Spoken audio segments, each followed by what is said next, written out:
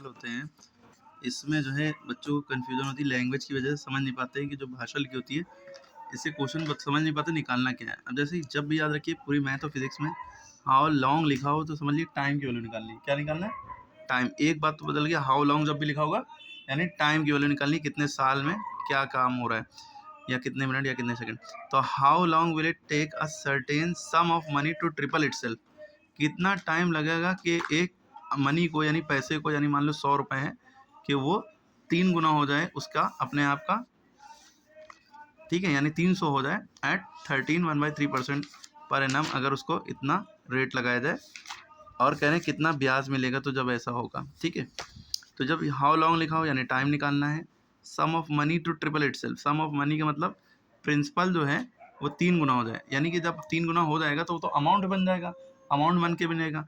यानी triple itself यानी कि अमाउंट की वैल्यू 3p दी है। सम ऑफ मनी प्रिंसिपल जो है दिया ही नहीं, तो समझ लिए p है।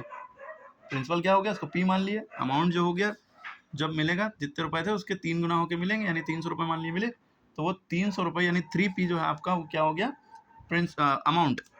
और जिसमें परसेंटेज लगा हो वो समझ लिया हमेशा रेट है, आर है, ठीक। सिंपल इंटरेस्ट निकालना। अब गिवन के जो क्वेश्चन है उसके अकॉर्डिंग हमने लिखा टाइम निकालना है, प्रिंसिपल हमने माना p, अमाउंट जो लिखा है वो 3p हो गया, रेट जो है 13/1/3 है, 13 होल 1/3।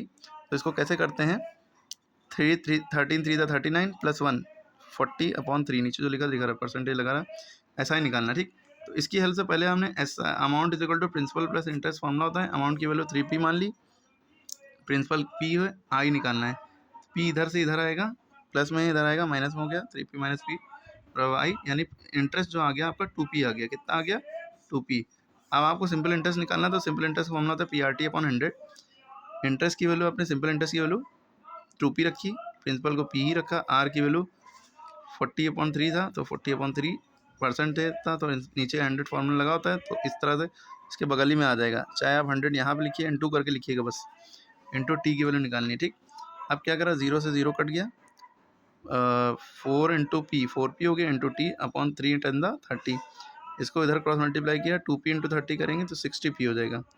4p इंटू टी की वैल्यू निकालनी, तो 4p कहाँ चला गया नीचे, p से p कट गया, 4 15 60, टाइम की वैल्यू 15 साल आ गई। ओके, कैसे होगा समझ में आया।